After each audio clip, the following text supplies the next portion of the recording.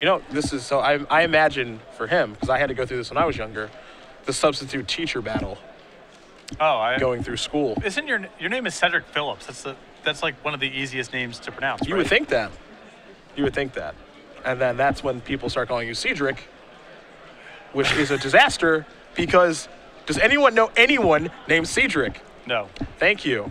And then they have to try to spell your name, which is a delight because it always starts with an S for the substitute teacher. I imagine for Saolomon, I can't imagine how people used to say his last name.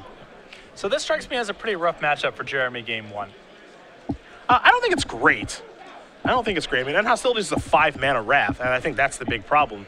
Moucheupao has an Eidolon to start things off, so he didn't have a 1-drop to really get things going. He's going to attack with the Eidolon for 2 and put Bylander down to 19. Now he's got a 1-drop in Foundry Denizen. Don't know if he has a follow-up after that. He's just going to pass the turn back here. But I definitely agree with you. I think that game one is probably pretty tough, but I think it's pretty simple for things to get better after sideboard. That's how things do work for blue-white control often. You know, the game one matchup against beatdown decks is just not going to be great. You see a bunch of divinations right now in Jeremy's hand. So bad in the face of the Eidolon. But post-board, with the right mixture of Nyx Fleece Rams and Last Breaths and things along those lines, you can get it cleaned up. Flooded Strand's going to put Bylander down to 18. Search of Plains out of the deck. And we'll see what Bylander wants to do in this turn. He does have a divination in his hand, so there's the potential for that to be cast. It'll cost 2, though, because of the Mighty Eidolon out there. And Banishing Light, okay, well, that'll be 2 as well. Sure. Either way. This is much better than casting a divination on the third turn. I'm inclined to agree with you. Moucheupao will untap and draw a card here. Ah, yes. That is the, sure, good friend, the Marauder. I was going to say Minotaur, but that's a different creature. Borderland Marauder. Have you got to work with that thing yet? Not yet, but I've had so many good memories with Goros Chainwalker that I can't wait to play with this card. Divination going to be cast. The Chainwalker was so bad. I don't know, gotta cast something off your Burning Emissary. Yeah, that's true. That's true. I'm out in the draw here for Moucheupao. He's going to get in here for 4. That's so much damage. It's not a lot of damage. That's 3. Bylander going to draw a card here. Banishing Light to draw. There's a Temple of Enlightenment. Looks like that's land number 5. That's just so much damage. You know? Just a great deal. That's 3. Bylander wants to make sure he's going to keep that on top. And now Jeremy's probably going to kill it with something. Yeah, what are we even talking about here? That's unbelievable. The value that has been gained there. Should we just ban the Marauder, you think? Too good? Probably not. No. Got some nice body armor and a nice axe. Can't say that. There's a Banishing Light. Yep, got him. Beautiful. Here's a Lightning Strike going upstairs. Bylander's going to go down to 7. Moucheupao going to draw a card. There's a mountain. What is this? Oh, boy, there's the Phoenix. Well, we're going to take a look at that because this is a little bit scary. The Flame Wrath Phoenix. See, Bylander's taking a look. So 5/5 flyer or 3/3 that comes back? 2 good deals. Well, there are 2 very different deals, and that's part of the problem with the tribute mechanic is it's both the deals have to be good at the same time for the card to be powerful, and that's not going to be the case all the time. Well, Jeremy's certainly in a bit of a bind here on what he wants to have happen with the Flame Breath Phoenix.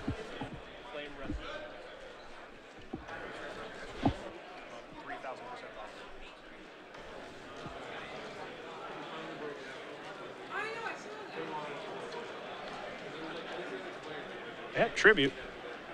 So there's an attack for 2 because the red creature came into play. Yeah, with Jeremy's hand having Elspeth, I guess he's forced to just make this a 5/5 with the intent of playing Elspeth and minusing. Well, he drew the 6th land. Also, if he draws End Hostilities, then he just kills it, which is another factor. There's Elspeth. And there's the minus. It's going to take care of the Phoenix.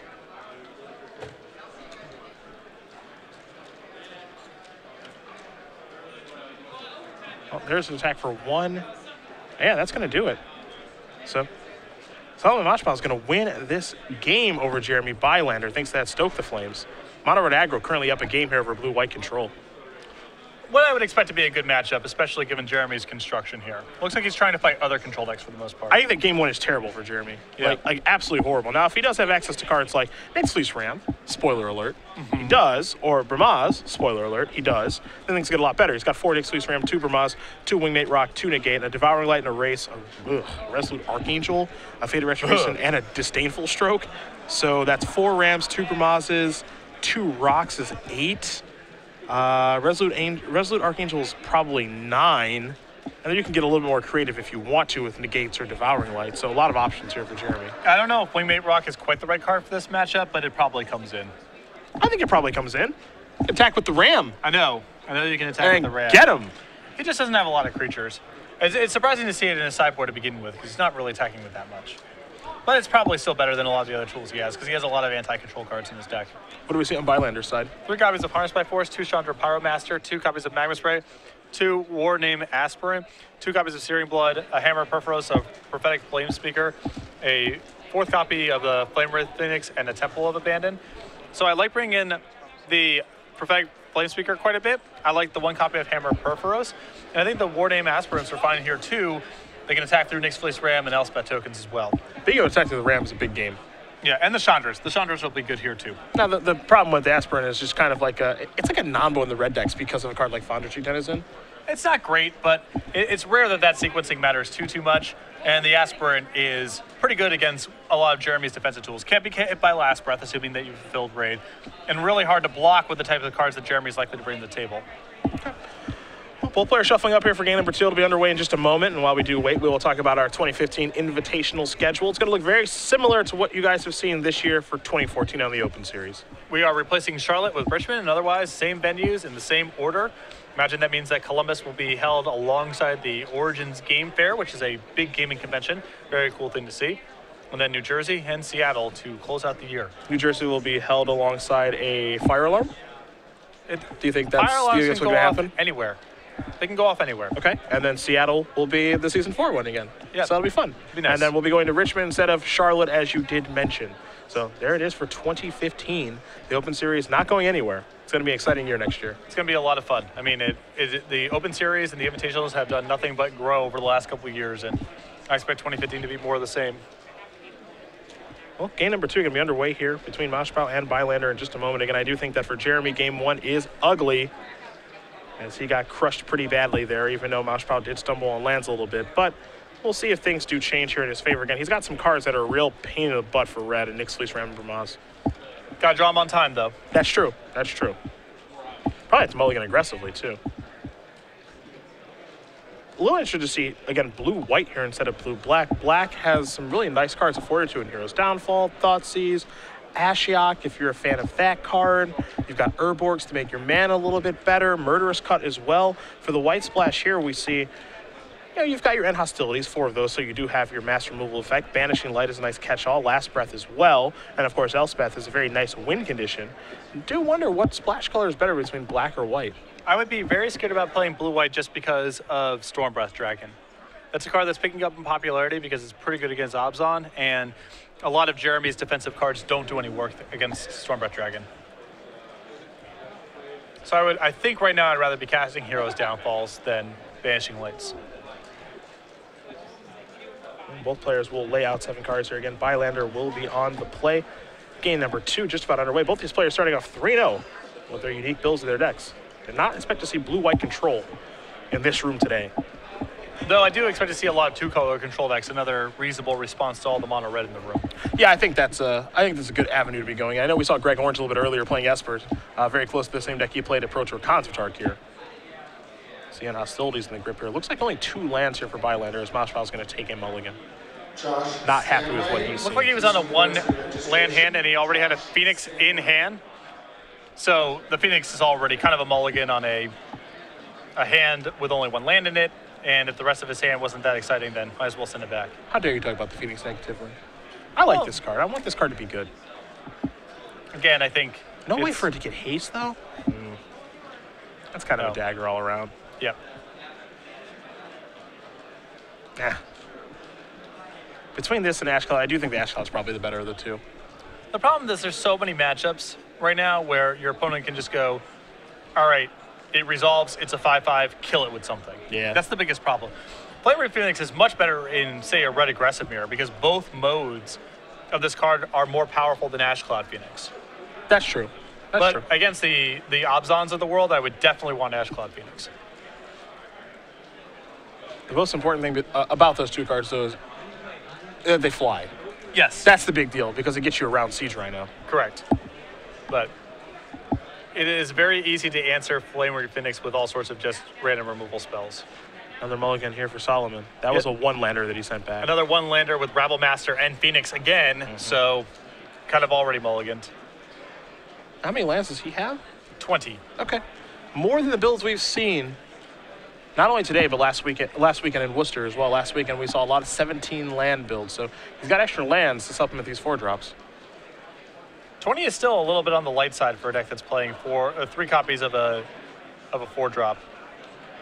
It's a little light. It's also got, I mean, the 3-mana spells too, they need to come on time. You know, so the Hall of Triumphs and the Goblin Rabble Masters of the world, they're time sensitive. Absolutely. Do you like the bigger approach of the red deck, or do you like the 17 land super low? I think that I would probably try to start somewhere here because I think people have adapted too much to the Tom Ross school at this point. Okay. You're definitely going to be playing against Drowned Sorrows and Anger of God, so if you can find threat bases that go a little bit bigger and are resistant to those kind of removal spells, I think you're going to be better served. All right, let's see if Moucheupao can find a 5-card hand that he is happy with. There's at least one land again. Actually, looks like there are 2. There's also a Stoke the Flames over there. It's not the best hand, but he will have to keep it. And he's going to start off with a Foundry Denizen, so a little bit of aggression to start off here. Bylander draws a card. Vermaz is what he found for his draw step. There's an island, and just passing the turn back over to Moucheupao.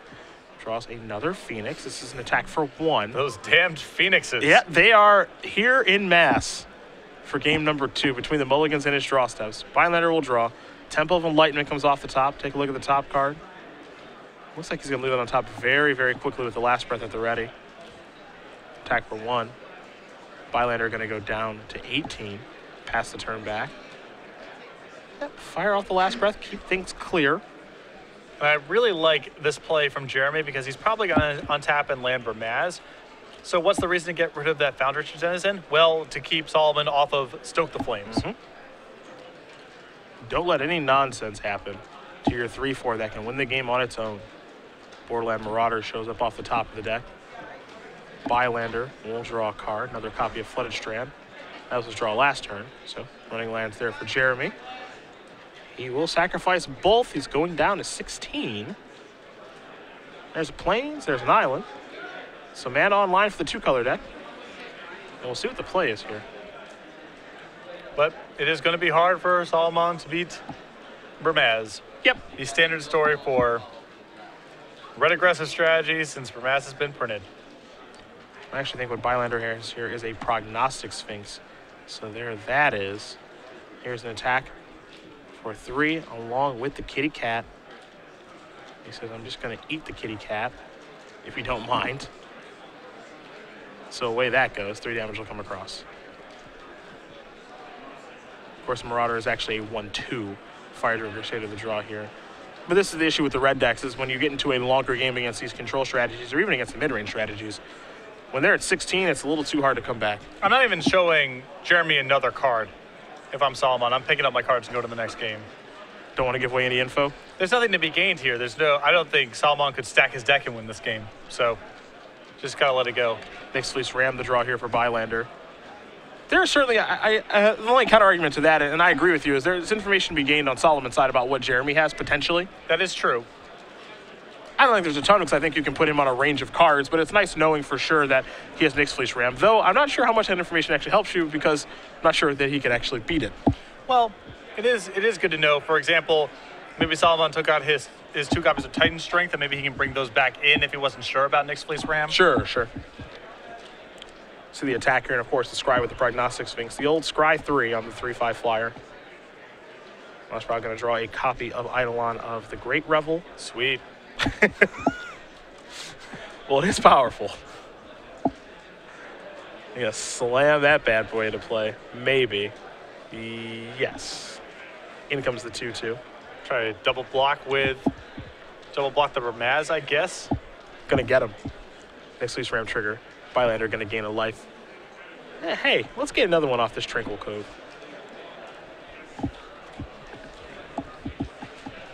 And we'll work our way into the attack step here in just a moment.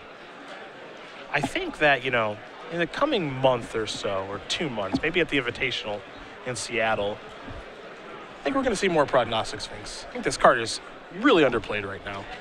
Seems pretty well suited to fighting Obzon. As long as that's the talk of the town, I think you're going to see it. Attack in the air.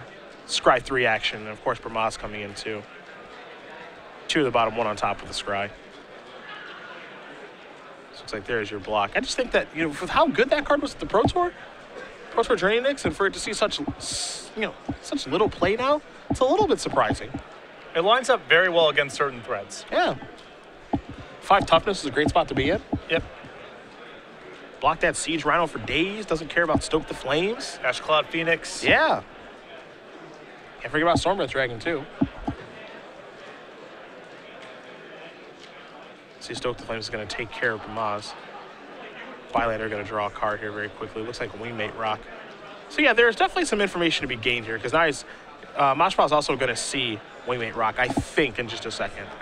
Jeremy doesn't need to cast it. I mean, Saolomon's basically locked by his own Eidolon and probably can't kill a Prognostic Sphinx. Yeah, there is the Rock. And I think if you're Jeremy, you are giving away a little bit of information there, because he does not need to cast that to win the game. Yeah, Saolomon's just already locked by the Prognostic Sphinx, so Saolomon got paid off a little bit for continuing to play the game out. So good on him. I do think that the thing now for Saolomon, now that he does have the information that, okay, he's got Prognostic Sphinx, he's got Wingmate Rock, he's got some cards I'm scared of, is that I have to mulligan aggressively into really aggressive hands, because the longer the game goes, it's over. And, he probably already thought that, because he's playing against a control deck, but now he knows for sure that if we go to like turn 5 or turn 6, the chances of me winning are pretty slim. Correct. That was the case kind of anyway. The only card that I think fluctuates in value based on the cards they saw is maybe he's more inclined to bring in Titan Strength. Yeah, I think that probably does come back now, if it was boarded out at all. Yeah, which I think is reasonable to board out, but Jeremy has shown enough things that Saolomon really wants to punch through, that Titan Strength will do some work. Well, both players will shuffle up here for game number 3, and while we do wait, we will talk about our furry friend, number 4 in our Squirrel series, Squirrel Confidant. That's recently been added to a collaborative playmat that will be given out in regionals this coming winter. You see the Squirrel here hanging out up to no good, and get these tokens every time you sign up for a Legacy Open. You get 2 of them. And if you want to buy the dice bags or playmats or sleeves or deck boxes, head over to StarCityGames.com now. Go check it out. Some people wondering if this is the end of the Squirrel series, since this is the end of 2014. We don't know. Yeah. We're kept in the dark about these things. We just, we get told at a show one day that we gotta talk about our good friends here, the Squirrel family. These promotions, they just pop up on the screen. We gotta talk about them. I get scheduled to work Friday nights at Grand Prix. Just find about that when the ad goes live. Yeah, you better be there. I'm not really kept in the loop here. So you better be there, or else. If you want information, I can't help you because I'm kept in the dark. Hopefully, we'll have more Squirrel things, but we could have the Turkey series. I'm waiting for out. I'm still waiting for the Hippo series. Oh, the Killer Creature Collection series? Yes. Yeah, we still have a little bit of work to do, I think, on that. Yeah, well, it was initial talks internally. It was a tough sell, but I think there's still time to get everyone on the same page. Now, do we go with Hippo or do we go with Feldegriff? Hippo. Yeah?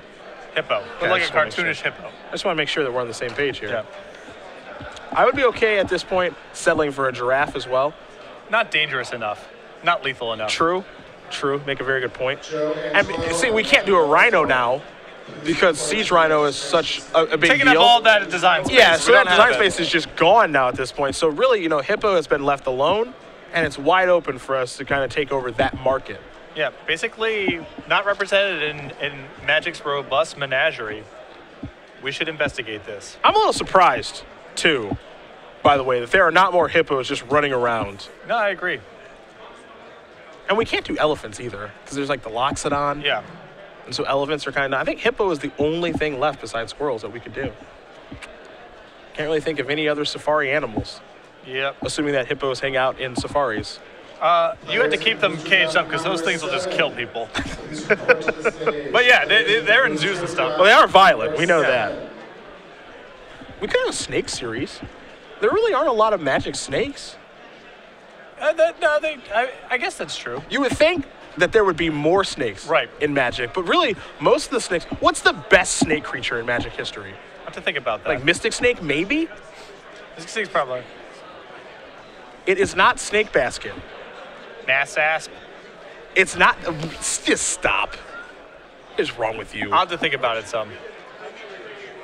See, Tranquil Cove is going to bring Jeremy up to 21. Jeremy's kept a very slow hand here. He kept a 2-lander. He, fortunately for him, drew a third land, a third land on his first draw step, but a lot of 5-mana spells in his deck, or his hand rather. A little risky.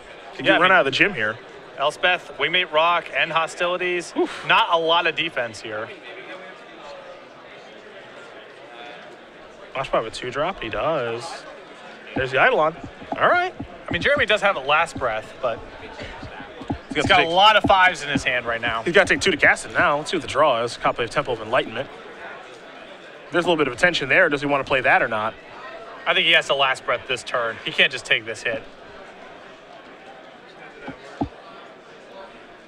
I mean, it's tough because his next lands are both comes into play tapped, so you know, the Devouring Light in his hand, he probably can't cast on turn 3 unless he rips a land.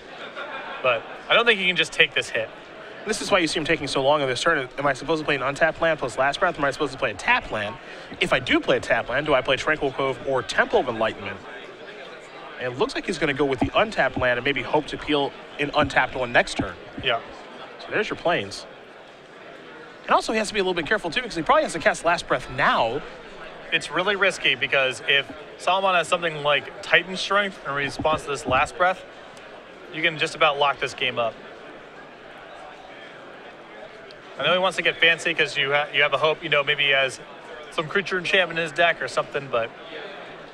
Yeah, the other red decks have cards like Dragon Mantle and Hammer Hand and stuff like that where you can kind of get them. Yeah. But he's just going to cast Last Breath on his main phase. I think that's wise. He's got, yeah, there's nothing to be gained by waiting, and the risk is just too high. I'm being told that Sakura Tri-Belder is the best snake. That's probably true. It's a good snake. It's probably true. Coiling Oracle also in the snake debate. Ah, right, Lotus Cobra. We should just be fired. And by we, I mean me. Lotus Cobra's a good choice. There's an attack for just 2, no pump. You saw the Temple of Abandon. Is there a follow-up? All right, there is. There's another Eidolon. Do we like Eidolon a lot in this matchup? I think it's fine. It's not great, but, you know, I would be hard-pressed to cut it. You see, this is the cost. You saw his draw step for the turn was Bramaz. This is the cost of, you know, one, having a lot of come-into-play tap lands in your deck, and opting to go with the untapped Last Breath last turn instead of the tapped land plus Bramaz this turn. And now, of course, he didn't know he was going to draw Bramaz. Exactly. I think if Bramaz is in hand, then that's an argument for saying, all right, I'll take my lumps this turn and try to play Bramaz on 3. But without it in hand, I think he just has to play the Last Breath. Going to pump up the jam there on the Fire Druid Crusader, come across for 5. Will Saolomon. I think he actually has a follow-up play, too. He might have a Borderland Marauder. He's going to have to sacrifice that fetch land to get a mountain out of his deck, and it is a Marauder. And this is kind of the nice thing when you're playing these aggressive red decks, because when you're playing against blue-white, you know that there is no Wrath effect on 4 mana anymore. Now, if he's playing against blue-black, he has to be conscious of a card like Drowned Sorrow. If he's playing against blue-red, he has to worry about Anger of the Gods. But now, you don't have to really worry about anything. Yeah, it's a total freebie for him to extend as much as he wants to. So Bylander's down to 11 here. Mouchepao's made the most of his mana just about every turn. Jeremy's going to draw a card. It's an untapped land. And a couple months ago, I'd be talking about Jace Architect who thought a Supreme Verdict. But both those cards are long gone. Yeah, now it may just be Bramaz. There's Temple of Enlightenment. Take a look at the top card here. Will Bylander.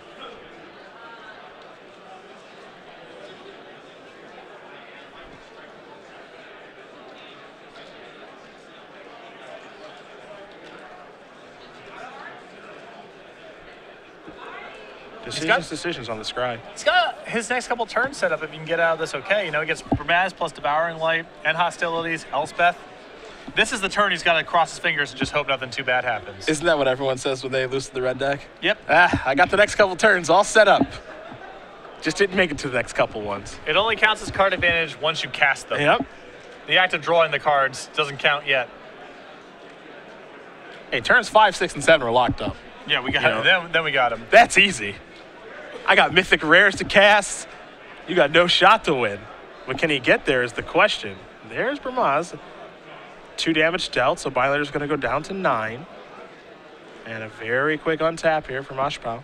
He will draw a card. We'll see if he has a card like Stoke the Flames. Looks like he may have a lightning strike, in the grip. But this is still fine. Jeremy might be compelled to block the Fire Drink Crusader here because it's just too much damage to let come across. Take Solomon's turn and then end hostilities to clean up the board. And then hopefully for Saolomon, you can finish off with some burn spells. Here's the big attack. What will Bylander block is the question. The most damage potentially that can be dealt is by the Fire Drink Crusader. Correct. Just because of the 2 pumps. The flip side is you just block the Marauder, and then you can attack with the Baraz next turn, generate a token that they can check the Fire Drink Crusader. And your Baraz blocks the Eidolon, and you can start deploying your 5s. But you do take 6 points of damage falling to 3 if you block that way, and then Lightning Strike kills you on top of Stoke the Flames. The safest play for Jeremy to make in terms of preserving his life title is just block the Fire Drink Crusader, untap, and hostilities. He'll go to 4, and then he has to fade Stoke the Flames or running burn spells. This is a very tough block. We do know that in these red decks, they don't play a lot of burn spells anymore. It's mostly just Lightning Strike and Stoke the Flames. That's typically all you'll see. Yeah, occasionally you'll see some copies of Searing Blood, but Saolomon has them in his main deck, but I imagine they are long since been cut. Chances are.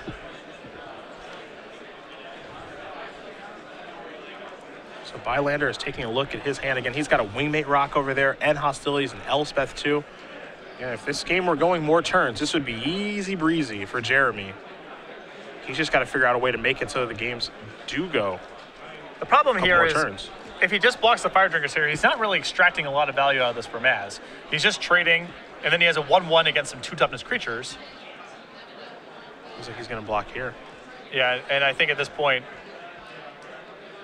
Saolomon can just go ahead, dump all of his mana into the Fire Drinker Satyr, have Jeremy fall to 3, and then hopefully try to time this Lightning Strike somewhere down the line where it kills Jeremy.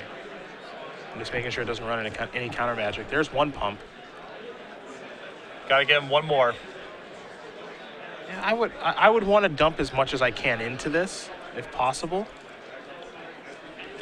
Getting your opponent to 3 with Lightning Strike in hand is just such a great position to be in. Yeah.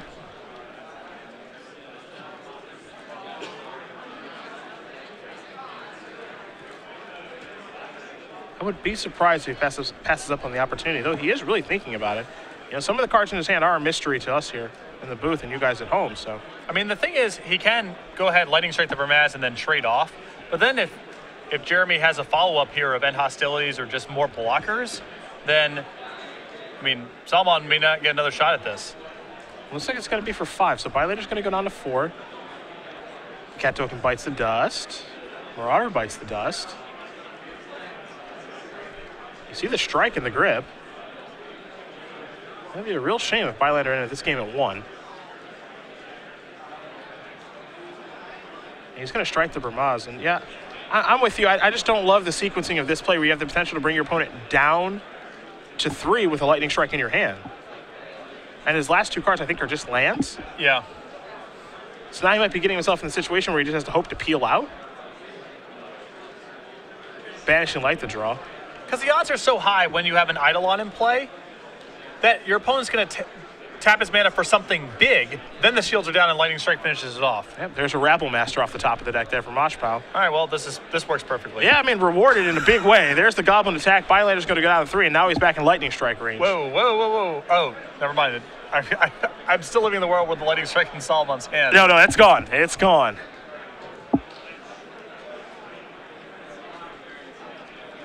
Whoa, don't let him untap. Yeah.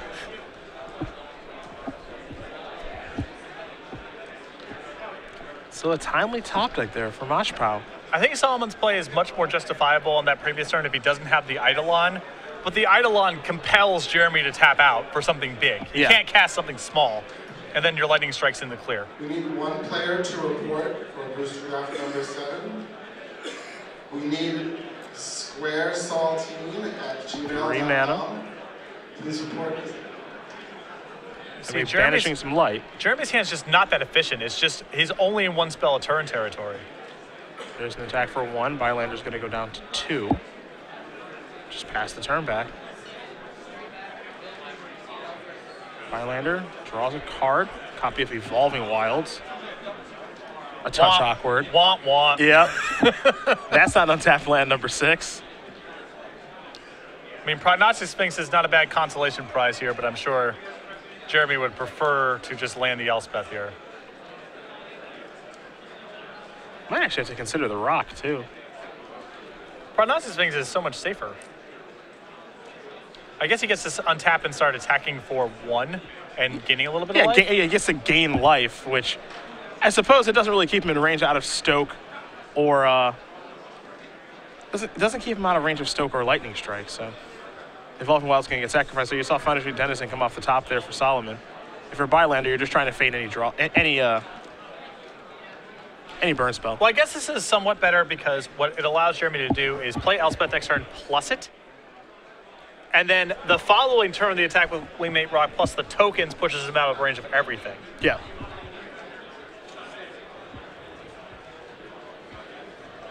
Although I guess it's still 3 turns regardless. Like Prognostic Sphinx into Wingmate Rock into attack and gain 3, go up to 5, is the same time as Wingmate Rock into Elspeth into attack with that stuff. Yeah, that's true. The rock is going to attack. You gain a life. Up to 3 Skipoo. But still in Lightning Strike and Stoke range.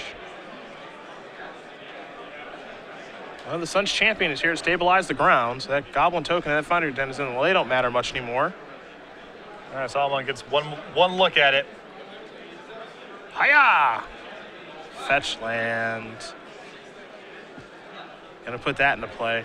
I think that was the one look. And now Saolomon, he is not catching up now because it's going to be 4. He's getting 4 here. That, and I believe that the negate that Bylander just drew was the check mark. Yeah. I think that's probably what gets it done now. No burn spell off the top. Also, Bylander's going to go up to 2 high of a life total. Elspeth going to tick up again here. 3 more tokens going to come into play. And if you're Bylander, yeah, I don't have to do anything else. Yeah, no rush. This is it for me.